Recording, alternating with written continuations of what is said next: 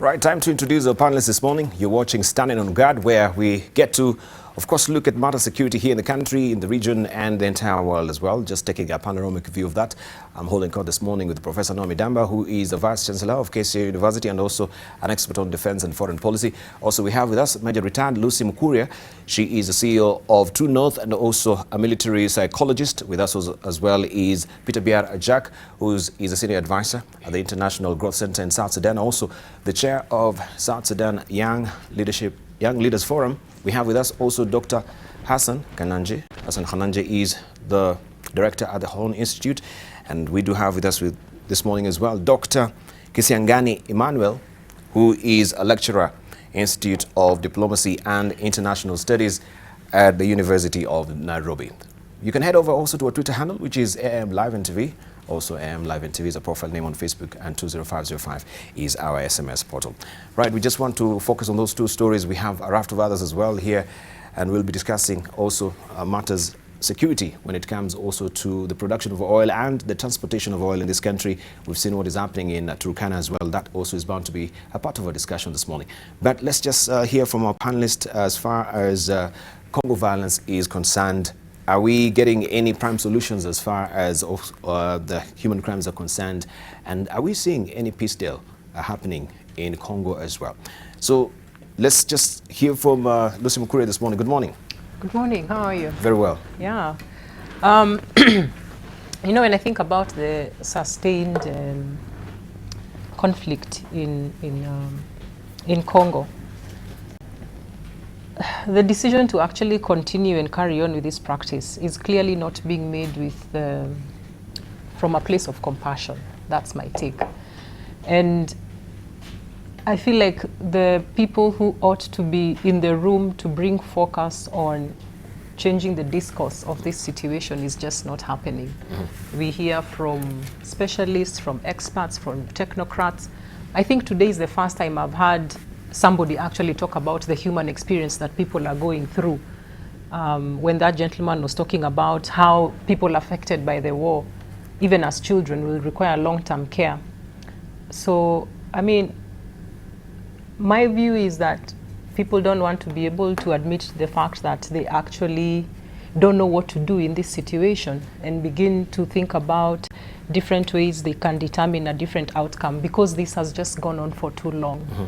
We keep, you know, being intellectual about what is going on, but the intellectualism just seems to be feeding the madness. It's not alleviating it. Mm-hmm. Yeah. Right. Let's hear from Professor Nam Adama. Good morning. Good to see you. Good to see you. How was home country? Home country, home villages. We have launched children library in memorial of my father. Yes. And so that is the major thing in Kindube. Oh, okay. Welcome back. Thank you. Hope you came with some fish. If you are nice to me, you might. I'm always nice, Professor. Okay. I think like Major Lucy enumerated, DRG Congo is a basket case. There are two major reasons why it is. One, it has become a crime culture completely. You know, it's permeated among security, among local people, among everything, believing that, you know, there's nothing better than this. Now, the international intervention is not helping at all. UN has come up with so many reports, and the reports are wonderful, but if you don't implement them, if you, you know, then there's nothing tangible that can be explained. Mm-hmm. Because of its incredible potential as a bread basket for the entire continent of Africa. Mm-hmm. Mineral resources that can sustain and serve that country beyond Africa are being exploited by all kinds of criminals from around the world. And therefore, the ordinary person in DRG Congo is helpless.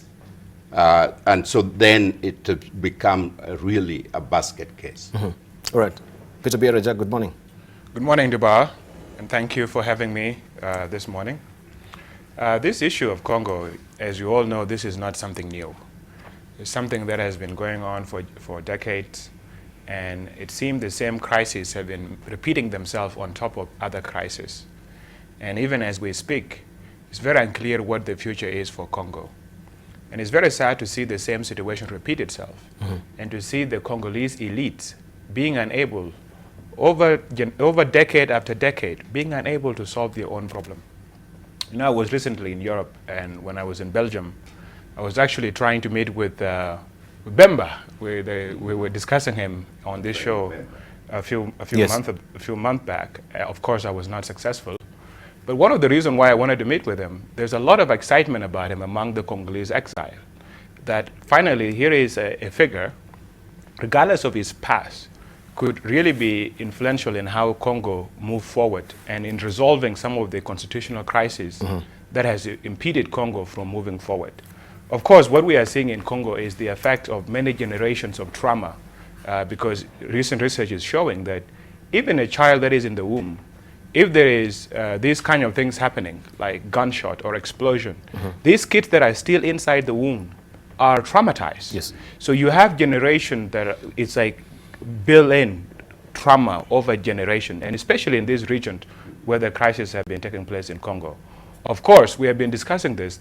You have the UN in Congo, you have all the different security elements in Congo, but at the end of the day, the only way Congo can move forward as a country is for the leaders of Congo, just like the way we have in South Sudan, is for the leaders of Congo and for the people of Congo to come together and actually try to resolve this long-standing crisis, because their country has become this ungovernable territory. It's one of the second largest country in Africa. It has the largest amounts of minerals of all kind there that are being looted by all sorts of actors. And Congolese people, what is stuck with them is this culture of violence, this culture of rape, this culture of rebellion that keep on repeating itself over and over again. The other thing that I want to mention on this regards of the issue of Congo, as we are seeing in this region of ours, the Eastern Central Africa, many countries are unable to resolve their crisis. But at the same time, the region as a whole is really unable to offer a solution. If Congo was in a better neighborhood, or if it has better neighbors that actually care about the stability of Congo, because the stability of Congo will directly mean also a benefit to them, you would have seen the situation in Congo resolve a bit much longer before this. And this is the same thing you are seeing repeating itself in South Sudan. It seems in our region we don't have mechanisms and ability to actually resolve internal state security challenges. It seems we are good at these repeated peace deals. And this is what people are talking about now in the issue of Congo, peace deals. If you look at the history of Congo since it got independence in 1960, there's been so many peace deals. And deal after deal is not implemented. It doesn't reach its intended conclusion. And this is no way to build a country. It's no way for people of Congo to build their country. And it's also no way for people of South Sudan to build their country, because you cannot rely on deals. Deal after deal that leaders you know very well are not going to implement. So what Congo needs now is a fundamental change. And honestly, I'm not sure is Pierre Bemba is going to be the person that delivered this change. But as I speak with you, and based on the discussion I had while I was in Europe, there's a lot of excitement about him in Congolese exile community. All right, and of course we know that we had also opposition leaders, that is Katumbi and Felix Shikanza, who are actually lobbying for support from, you know, I think Europe, when they had the European tour, to lobby for further sanctions against President Kabila as well. Could you comment on that? Then the unity of these opposition leaders coming, you know, together right now, as also they're heading towards the presidential elections. Could that also bring any discernible difference, Dr. Kanonji?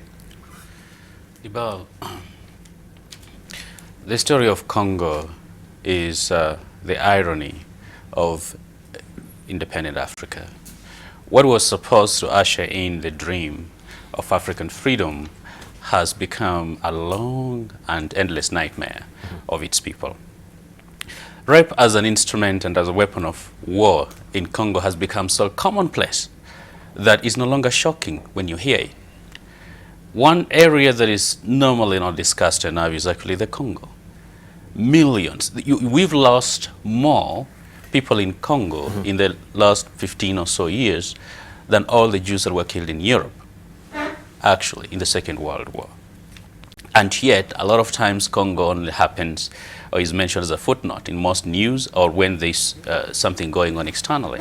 Now, Dr. My good colleague, Dr. Peter here, just discussed about the failure of our regional countries. For the past 2 decades, I haven't seen regional countries or Africa move decisively against the problem in Congo. We always treat it as an afterthought.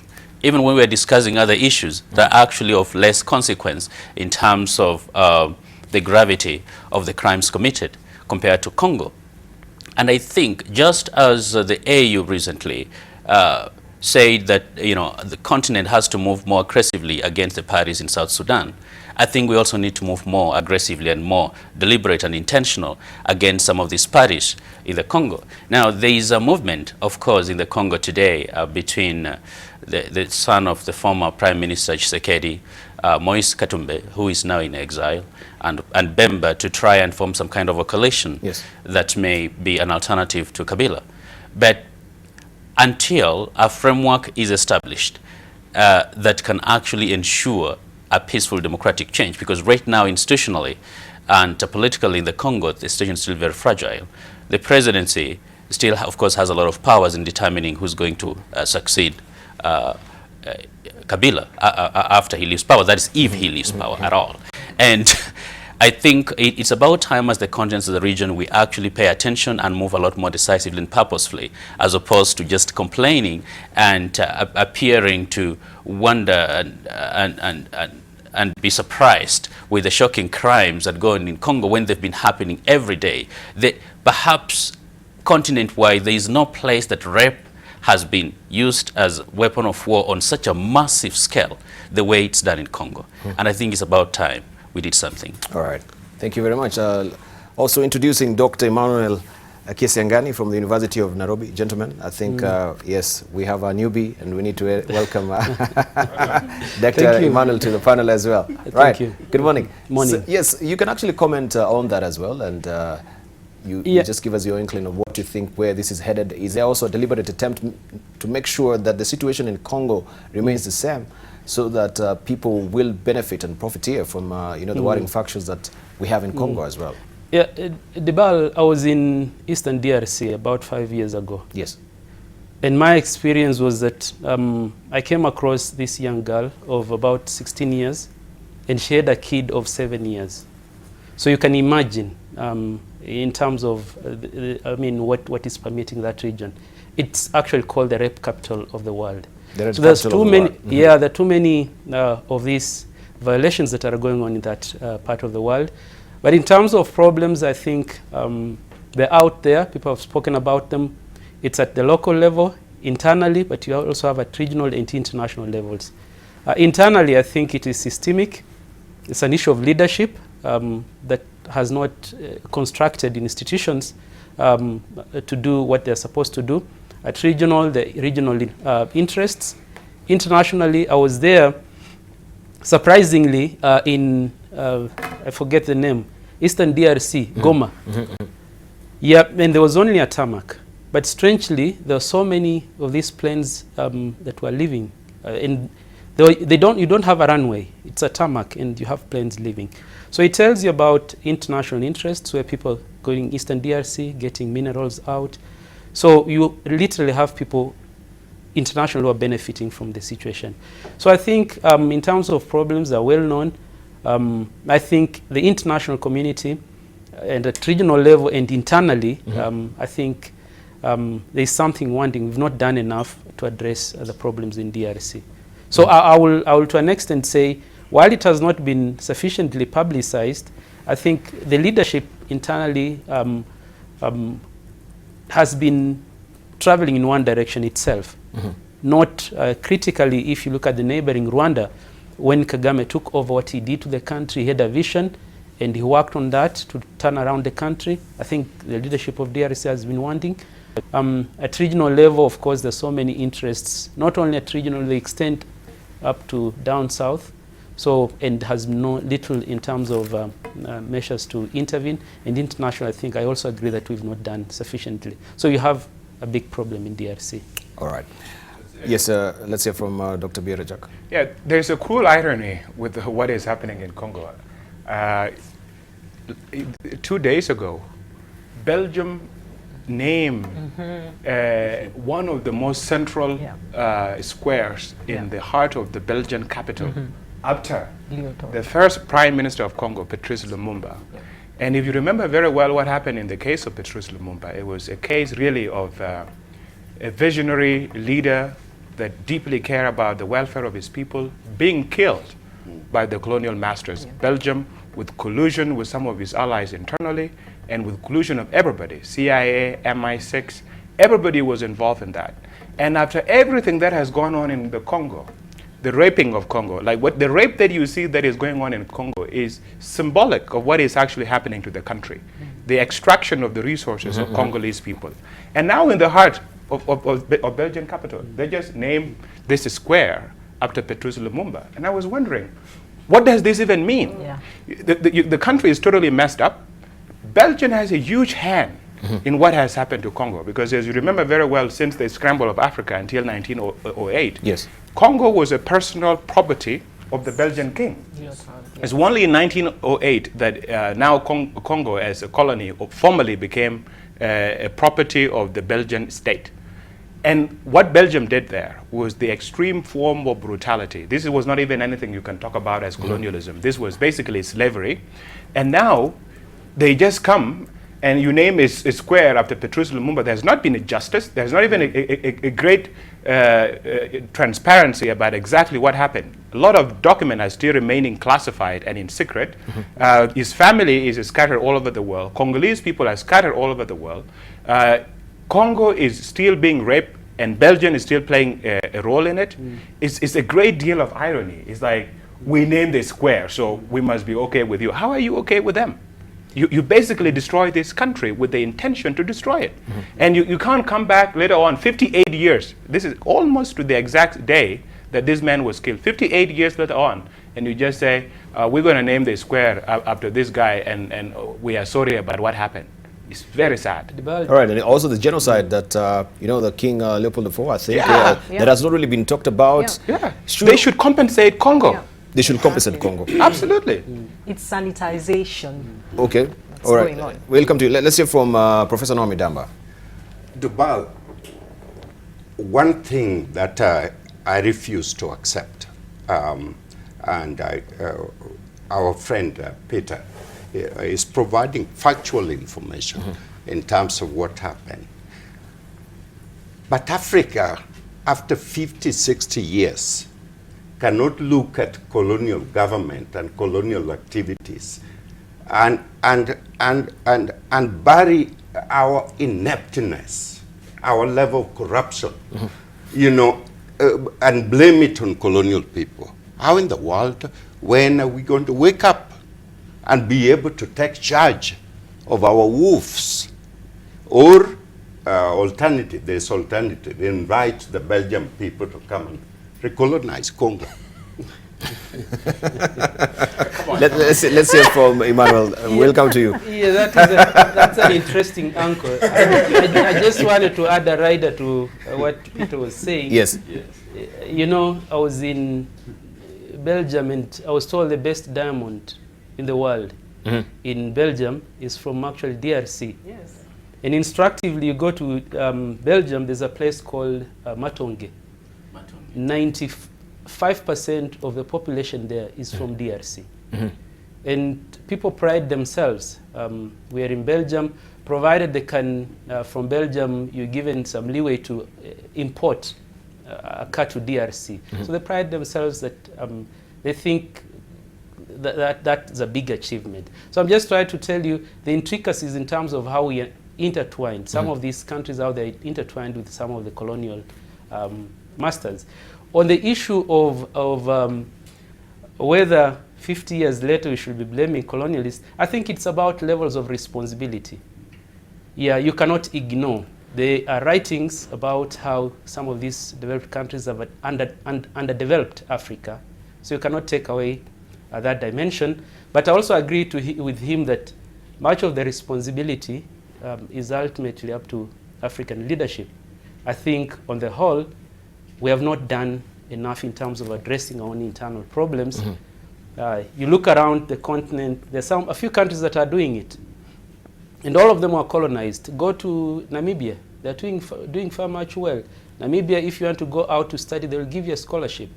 Not the same with many of the other African countries. So to a large extent, I'll agree that much of the responsibility has to do with ourselves. But I also, to an extent, agree that the history has played a part in terms of where we are today. All right. Lucy? Prof, this is my take. 50, 60 years is a very short time when you look at lifespan development, even of a human being. But what I think that is something we need to reckon with is the impact of colonialization on our intellectualism and on our spirits and our hearts. Because this was not just about the land, it was also about breaking the people. So my take is that there is a brokenness that happened and a reconstruction that was in the image of the colonialists that fashioned us in the way they wanted us to be so that they could rule us. Once that disappeared, there has not been a deconstruction and a reconstruction of ourselves in our own image and identity. I feel like as a continent, even as a country, we have focused so much on external development and ignored the internal hole and gap and need that we have to be able to understand our identity. And I feel that's what still makes us so honestly disabled. And until we can be able to address that brokenness and form an identity that is communally based, that we can all agree on our commonalities. Because remember, colonialism was about ruling by creating differences. And to a large extent, that's what we are doing in this country and the whole of Africa. We are continuing to advance the differences, be they geographical, tribal, especially tribal. We are continuing to advance that. Some people still believe they are better because they are this tribe. But before colonialism, no tribe thought it was better than the other. But it's a reality that we live in even today. So we need to deconstruct the colonial mentality and build an identity that focuses on us. Right, let's hear from Pierre Jack, then we'll take a short break. Yeah, absolutely. Professor, you cannot ignore the impact of colonialism. It's like every time when I go to the US and you hear people commenting about the welfare of African Americans and why African Americans are still poor and slavery ended many years ago. You see, you miss this is missing the intergenerational impact of this form of brutality. And in the case of Congo, the really sad part is not that it was colonized. It was that it was so fortunate to produce a leader of the caliber of Patrice Lumumba. This guy was up there, was at the level of Julius Nyerere, the level of Kwame Nkrumah. And even if you read his speech, the man was very nationalistic in nature. And the impact of his leadership, not just only on Congo, but on the entire continent would have been absolutely massive. Yeah. And as this man start to implement his agenda, all these enemies conspire to kill him because they misunderstand him and they were looking at their narrow interests, which they continue to look at today. Yes. Secondly, security elements, this show we talk a lot about national security. Yes. And security is very, very, very essential to state formation. These men, what the Congolese, what the Belgian and the French and all of them, what they did was to remove a guy that has a vision for the country and bring to power a bunch of opportunists. Yes. You have the guy from Shombe from Katanga, you have Mabutu, you have Kasavabu. All these guys were guys that were only opportunistic. They were basically willing to advance themselves, not necessarily to advance a Congolese cause or a cause for the people of Africa. And I relate to what is going on in Congo, because when you lose a leader of that caliber, the impact it has for your country is enormous. It basically sets you back generations. This is what has happened to us in South Sudan. We lost John Garang, and every time we look back, if John Garang was alive, would what is going on in South Sudan now be going on? When you lose a leader that has a vision, that understands where he's taking his people and where he's taking them, and what it takes to take them there, to inspire them, to get them to stand up, to believe in themselves that they can actually do it. When you lose such a leader, and you get a leader of the caliber of what we have now, who basically have no idea about what we are doing or where we are going, can manage our resources. So within a very short time of 13 years, he wastes all the billions of dollars that we receive. He basically became a puppet to some of the other leaders, not really caring about the welfare of his people, but basically caring about his stay in power. Because you end up Mobutu ended up staying since the time they betrayed Patrice Lumumba until he was ousted in the early 1990s. And the impact of having such a person in power with no agenda, using tribalism as an instrument of staying in power, using division and basically instrumentalization of state, trying to break down and prevent ability by the state institution to gain capability.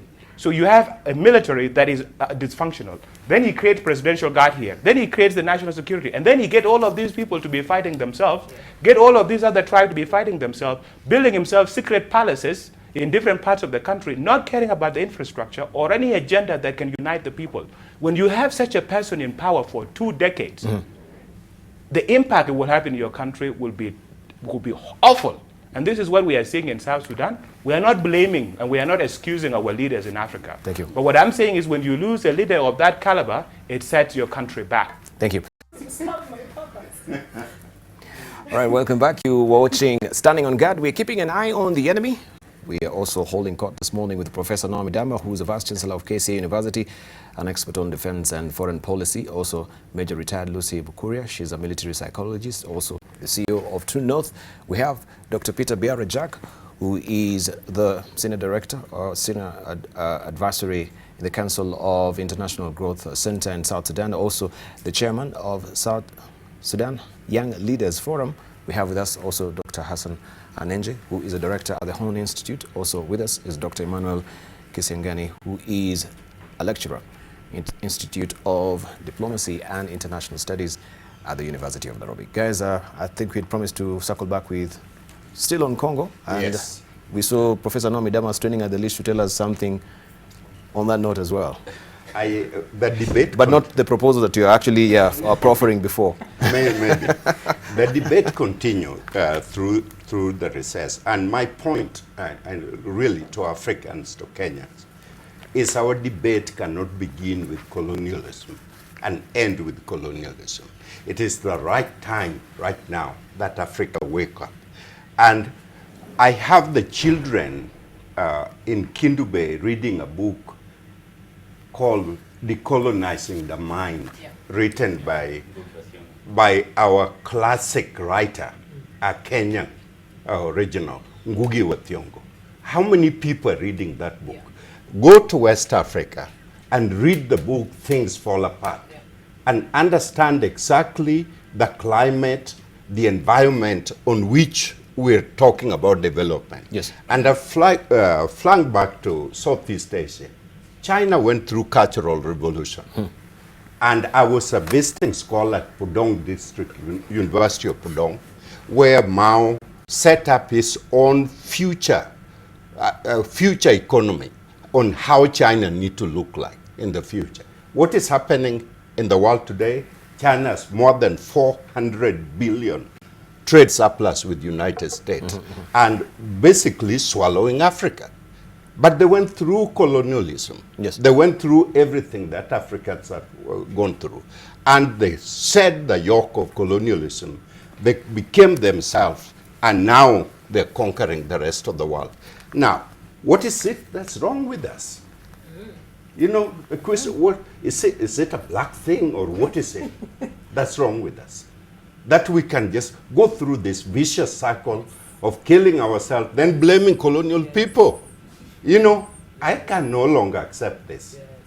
I can no longer accept this. And of course, we need to laud Casey University and the leadership professor Nam Adama, who gave a honorary degree to Professor Ngugi wa Thiong'o. Correct. We were the first university in Kenya to give Ngugi wa Thiong'o the honorary doctorate degree, when hundreds of other universities around the world has given him, except Kenya. Now remember what happened to Wangari Maathai. Yeah. Thank you. Let's hear from Dr. Hassan Kanonji. First of all, I would like to laud Professor Midamba for giving one of our greatest minds, Ngugi wa Thiong'o, an honorary degree. A prophet is not honored at home. Yes, because I've met a lot of people who are Africanists but who are not African, including those of African gene pool who've actually read The Colonizing the Mind, except our own. Yes. So it's very unfortunate. Now, we cannot, though, as Africans and even as Kenyans, decolonize the mind if we keep, by accident or design, teaching our children that what is white is what is right. Right. Neither can we decolonize our mind when we do not raise our standards and accept mediocrity as the modus operandi in everything we do. It's about time, when you are in your 40s, you can't keep blaming your absent father for your current laziness and just lack of performance that is going through your life. And what we are suffering from right now is not just, it's a colonial legacy that has a long-lasting impact, psychologically, economically, and in everything. However, it's about time. Think about it. A lot of countries in Asia were under European occupation for many years.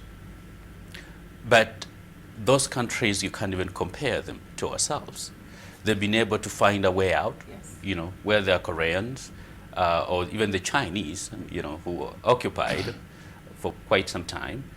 They've been able to move beyond that. And I think it's about time as a people, as a region, to look at ourselves in the mirror and say, I think there's something wrong about us. In 1986 PBS series by Professor Mazrui in the Africans, Triple Heritage, he says that the tragedy about Africans is we borrowed the appetites of a white man without borrowing the ethics that went with creating things that we're supposed to consume. And I think it's about time we actually looked at that a lot more seriously, because look at the extent of corruption and malfeasance that take place in our region. South Sudan, our sister country, has spent more years at war now than it spent in freedom after fighting for it for half a century. Yeah. That is not a white man doing that. That is us doing it to each other.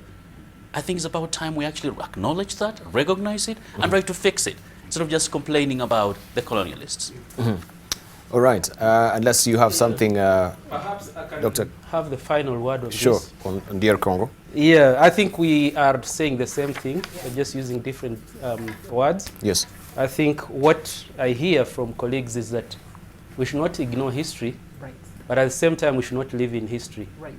So there's the history part, but right now we need to think about solutions to our current problems. So I think that is my position. But if we have time, possibly we'll speak about South Sudan. Yes, I have of a course. colleague here, been there. So I have my own insights on that Yeah, but subject. yes.